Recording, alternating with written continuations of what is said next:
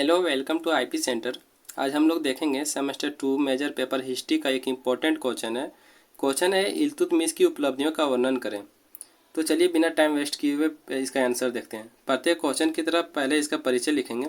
इसका परिचय देखते हैं। इल्तुतमिश का पूरा नाम शमसुद्दीन इल्तुतमिश था। यह तुर्क का रहने वाला था जो बाद में गुलाम वंश का एक योग्य शासक बना। इनके पिता इलम खां इलवारी एक काबिले के सरदार थे। इनका शासनकाल लगभग 1210 ईस्वी से 1236 ईस्वी तक मानी जाती है।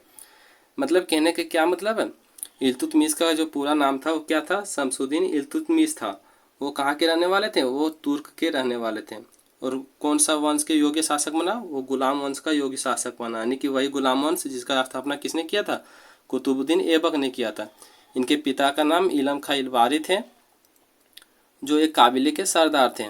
इसका शासनकाल कब से कब तक माना जाता है, 1210 ईस्वी से 1236 ईस्वी तक इसका शासनकाल माना जाता है। यानी कि लगभग इसने 26 सालों तक शासन किया। कब से कब तक, 1210 ईस्वी से 1236 ईस्वी तक। तो चलिए इसका आगे आंसर देखते हैं।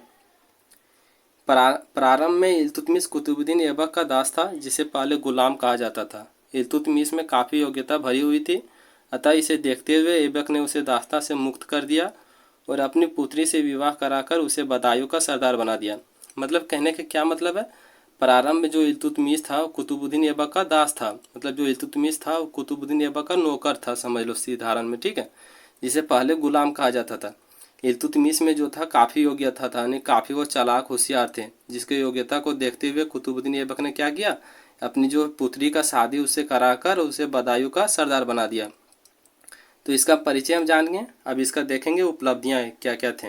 इसमें देखेंगे इल्तुतमिश की उपलब्धियां। ऐबक के मृत्यु के बाद उसका विवादित पुत्र आराम शाह दिल्ली की गद्दी पर बैठना चाहता था, लेकिन वह काफ़ी अयोग्य था। अतः आराम शाह को दिल्ली की गद्दी पर ना बैठाकर इल्तुतमिश को गद्दी पर बैठाया गया।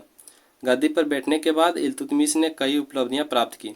मतलब कहने के क्या मतलब है, ऐबक के मृत्यु के बाद यानी कुतुबुद्दीन ऐबक जब मर गए तो उसका विवादित पुत्र आराम शाह जो दिल्ली की गद्दी पर बैठना चाहता था, लेकिन क्या था, आराम शाह जो थे वो काफ़ी अयोग्य थे, यानी कि वो शासक के रूप में काफ़ी अयोग्य थे, जिसको दिल्ली की गद्दी पर ना बैठाकर और किसको बैठा दिया, इल्तुतमिश को दिल्ली के गद्दी पर बैठा दिया।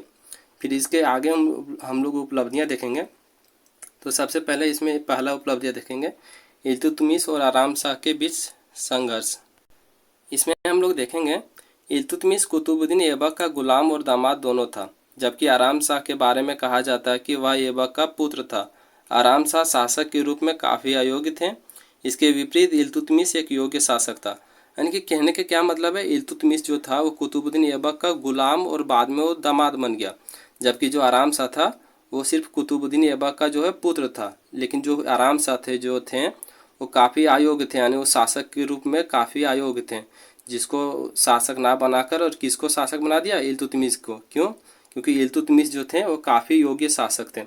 इसमें आगे देखेंगे हम, इस कारण से ऐबक अपने पुत्र को शासक ना बनाकर अपने दामाद को शासक बनाना चाहता था। अतः ऐबक के मृत्यु के बाद जब इल्तुतमिश शासक बना तो सर्वप्रथम उसे आराम शाह से संघर्ष करना पड़ा। इस संघर्ष में इल्तुतमिश ने आराम शाह को बंदी बना लिया और उसकी हत्या कर दी। मतलब कहने के क्या मतलब है, जब इल्तुतमिश कुतुबुद्दीन ऐबक मर गए तो जो आराम शाह थे वो दिल्ली के शासन करना चाहते थे, नहीं दिल्ली की गद्दी पर बैठना चाहते थे। लेकिन आराम शाह जो थे वो काफ़ी अयोग्य थे, यानी वो काफ़ी अयोग्य शासक थे, जबकि जो इल्तुतमिश था वो योग्य शासक था। तो उसने क्या किया, ऐबक ने दामाद को शासक बनाया, यानी कि जो है इल्तुतमिश को शासक बना दिया। उसके बाद इल्तुतमिश ने क्या किया, आराम शाह को से काफ़ी संघर्ष करना पड़ा और संघर्ष करते हुए इल्तुतमिश ने आराम शाह को बंदी बना लिया और बाद में उसका हत्या कर दिया, जिसके बाद वो अपना अच्छे से दिल्ली में शासन किया। इसमें हम अगला पॉइंट देखेंगे। दूसरा पॉइंट है, दूसरा उपलब्धियां है 40 दासों का संगठन। इसमें ये भी पूछा जा सकता है कि 40 दासों का संगठन किसका था। तो आप लोग को याद रखना है कि 40 दासों का संगठन जो था वो इल्तुतमिश का था। इसमें देखेंगे इल्तुतमिश ने अपने 25 वर्षों के शासन काल में सभी समस्याओं का समाधान 3 चरणों में किया।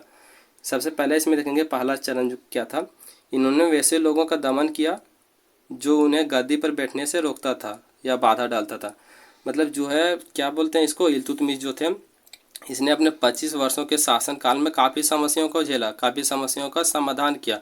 इसमें जो समस्या है इसका जो है इसको 3 चरण में बांट दिया। इसमें पहला चरण हम लोग देखते हैं, इन्होंने वैसे लोगों का दमन किया जो उन्हें गद्दी पर बैठने से रोकता था, यानी जो गद्दी पर बैठने में जो बाधा डालता था। इसके बाद इसका दूसरा पॉइंट देखेंगे, दूसरा चरण है इसमें। इन्होंने 40 दासों का एक संघ बनाया। इस संघ में उन्हीं लोगों को शामिल किया जाता था जिस पर इल्तुतमिश विश्वास रखता था। इस दल को स्थापित करके इल्तुतमिश ने अपनी शक्तियों की काफ़ी मजबूत किया। मतलब कहने की क्या मतलब है, इल्तुतमिश जो था उसने अपने 40 दासों का संगठन बनाया, मतलब 40 दासों का एक संघ बनाया, और उस संघ में जो है उसी को शामिल किया जाता था जो इल्तुतमिश पर, मतलब इल्तुतमिश जिस पे ज़्यादा विश्वास करते थे। और इस दल का स्थापित करके इल्तुतमिश ने अपने काफ़ी शक्तियों को मजबूत किया। इसमें तीसरा चरण देखेंगे। तीसरे चरण में इनके समस्या का कारण अल्दोज था। अल्दोज गजनी का शासक था जो दिल्ली पर अपना दावा रखता था। अतः इल्तुतमिश ने अल्दोज से युद्ध किया, उसे हराकर हमेशा के लिए गजनी भगा दिया। मतलब कहने की क्या मतलब है, जो इल्तुतमिश जब शासक बना तो उसको जो पहला जो है उसका दुश्मन जो बना वो अल्दोज बना। अल्दोज जो है गजनी का शासक था जो दिल्ली पर क्या रखना चाहता था, अपना दावा रखता था कि हम दिल्ली पर शासन करेंगे। अतः इल्तुतमिश ने अल्दोज से युद्ध किया और उसे हराकर आपस की फिर कहाँ भगा दिया, गजनी भगा दिया। इसमें हम इल्तुतमिश का तीसरा उपलब्धियाँ देखेंगे, मंगोल का आक्रमण। इसमें हम देखेंगे मंगोल के विजेता चंगेज खान अपनी सेना के साथ दिल्ली सल्तनत की सीमा पर आ पहुंचा। यह राजकुमार मंगबरनी का पीछा करते हुए आया था।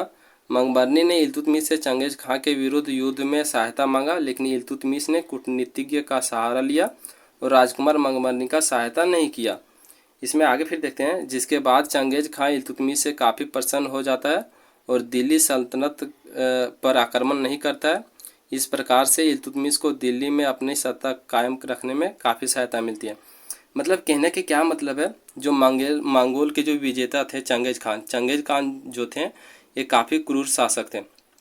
ये जो है राजा मंगबरनी का पीछा करते हुए कहाँ पहुँच गया, दिल्ली के सीमा तक पहुँच गया। जब दिल्ली के सीमा तक पहुँचा तो राजा मंगबरनी ने, राजकुमार मंगबरनी ने इल्तुतमिश से सहायता मांगा कि हमको सहायता करो। लेकिन क्या किया इल्तुतमिश ने, कूटनीतिज्ञ का सहारा लिया और राजकुमार मंगबरनी का सहायता नहीं किया, जिससे जो है चंगेज खान प्रसन्न हो गए और उसने जो है दिल्ली पर आक्रमण नहीं किया। जिसके बाद जो है इल्तुतमिश जो है उसको दिल्ली में अपने सत्ता कायम रखने में काफ़ी सहायता मिला। फिर इल्तुतमिश का हम चौथा उपलब्धियाँ देखेंगे, राजपूतों से संघर्ष। इसमें हम देखते हैं राजपूतों का क्षेत्र कुतुबुद्दीन ऐबक के शासनकाल से ही विद्रोह का केंद्र था। इस कारण से जब इल्तुतमिश दिल्ली के राजगद्दी पर बैठा तो उसके समक्ष भी राजपूतों से संघर्ष की समस्या बना रहा। अतः इल्तुतमिश ने कई राजपूतों से युद्ध किया और उन्हें पराजित कर अपनी सत्ता को मजबूत किया। कहने का मतलब क्या है कि राजपूतों का जो क्षेत्र था कुतुबुद्दीन ऐबक के शासनकाल से ही विद्रोह का केंद्र था। मानी कि कब से कब तक, 1206 ईस्वी से 1210 ईस्वी तक जब कुतुबुद्दीन ऐबक की शासनकाल था, तभी राजपूतों का क्षेत्र जो था विद्रोह का केंद्र था। जो आगे चल के इल्तुतमिश जब दिल्ली के राजगद्दी पर बैठा तब भी उसके सामने जो है एक समस्या बरकरार रहा। अतः इल्तुतमिश ने राजपूतों से युद्ध किया, उसे पराजित किए और सत्ता को मजबूत भी बनाया। ये था इल्तुतमिश का चौथा उपलब्धियाँ। आगे देखेंगे हम इल्तुतमिश की पांचवा उपलब्धियाँ।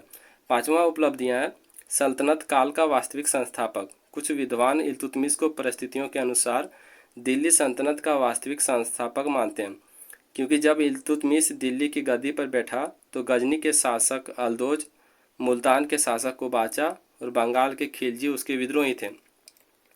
इसके अलावा राजपूतों से युद्ध और मंगोलों के आक्रमण का भय था। ऐसे में दिल्ली सल्तनत को बचाना काफ़ी कठिन कार्य था, परंतु इल्तुतमिश ने अपने विजयों से इसकी रक्षा की और सत्ता को मजबूत भी बनाया। मतलब कहने के क्या मतलब है कि इल्तुतमिश का जब शासन काल था तब जो है उसके दुश्मन कौन कौन थे, गजनी के शासक अल्दोज, मुल्तान के शासक कुबाचा और बंगाल के विद्रोही खिलजी उसके बहुत बड़ा दुश्मन थे। ऐसे सिचुएशन में जो है सत्ता को संभालना और राज करना काफ़ी कठिन कार्य था, लेकिन जो इल्तुतमिश जो थे उसने कई युद्ध किए, उसमें विजय पाए और अपने सत्ता को मजबूत भी बनाया। अब इसमें हम आगे देखेंगे निष्कर्ष। कोई भी क्वेश्चन का जो है निष्कर्ष लिखना बहुत ही ज़रूरी है, ताकि जो एग्जामिनर होता है जो कॉपी जांच करते हैं वो निष्कर्ष देखते हैं और निष्कर्ष देखने के बाद सोचते हैं कि नहीं स्टूडेंट अच्छे से पढ़ के आया, जिसके बाद वो अच्छे नंबर देते हैं। तो इसमें हम निष्कर्ष देखेंगे। इस प्रकार से उपयुक्त तथ्यों के आधार पर कहा जा सकता है कि इल्तुतमिश गुलाम वंश का एक योग्य शासक था। वहीं दिल्ली सल्तनत का वास्तविक संस्थापक था, जिन्होंने दिल्ली सल्तनत को बनाए रखने में अपनी महत्वपूर्ण भूमिका निभाई। मतलब कहने का क्या मतलब है कि जो इल्तुतमिश था वो गुलाम वंश का एक योग्य शासक था, और जो दिल्ली जो सल्तनत है उसका वास्तविक संस्थापक था। क्यों? क्योंकि जो है इल्तुतमिश से जो पहले थे कुतुबुद्दीन ऐबक, उसने मात्र 4 सालों तक ही जो शासन किया, 1206 ईस्वी से 1210 ईस्वी तक। उसके बाद जब वो मर गए तो उसके बाद दिल्ली का सल्तनत को किसने संभाला? इल्तुतमिश ने। 1210 ईस्वी से 1236 ईस्वी यानी 12 लगभग 26 सालों तक इल्तुतमिश ने शासन किया। इस प्रकार से जो है दिल्ली सल्तनत का जो वास्तविक संस्थापक जो कहा जाता है वो किसको कहा जा सकता है? इल्तुतमिश को। उम्मीद करते हैं कि मैं अच्छे से समझाने का प्रयास किए होंगे, और भी हिस्ट्री का क्वेश्चन को लाने का प्रयास करेंगे।